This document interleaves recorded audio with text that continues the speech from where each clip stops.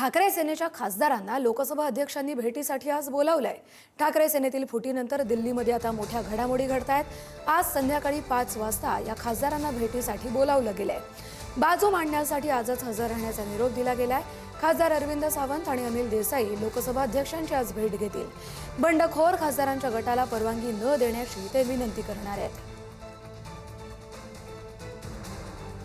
आपण याच संदर्भातले अपडेट घेऊया आपले प्रतिनिधी शिवाजी काळे यांच्याकडून। शिवाजी, कस्तुरी 18 जूनला ठाकरे गटाने एक बैठक बोलवली होती।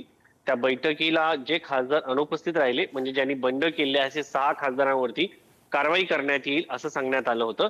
त्यानुसार त्या अगोदर जेव्हा ठाकरे पक्षाला या सगळ्या संदर्भामध्ये सुगावा लागला, माहिती मिळाली, त्या अगोदर त्यांनी लोकसभा अध्यक्ष ओम बिर्ला यांची भेट घेऊन एक कॅवेट दाखल केलं। कॅवेट म्हणजे एखादी केस न्यायालयामध्ये दाखल होणार असेल तर त्या अगोदर आमचंही म्हणणं ऐकून घेऊन त्या संदर्भात निर्णय घेण्यात यावा असं पत्र देणं।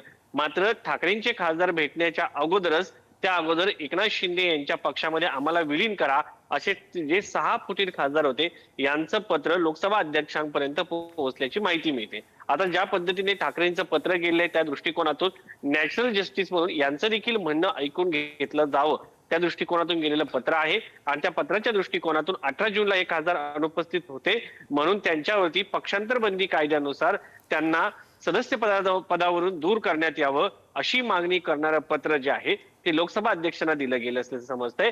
त्यानुसार कारवाई करा, एक मुद्दा हा असणार आहे। दुसरा मुद्दा यामध्ये हा आहे की या अध्यक्षांकडे जे पत्र आलेलं आहे शिवसेना शिंदे गटामध्ये विलीन करण्याचं, तर त्याच्या संदर्भात कुठलाही निर्णय घेऊ नये, यांच्यावरती कायदेशीर कारवाई करण्यात यावी आणि ती कायदेशीर कारवाई ही त्यांचं सदस्यत्व रद्द करावी हीच आहे अशी मागणी आज शिवसेना ठाकरे गटाकडनं लोकसभा अध्यक्षांकडे केली जाणार आहे। आता लोकसभा अध्यक्ष दोन्ही बाजू ऐकून घेतल्यानंतर या संदर्भात निर्णय घेणार आहेत।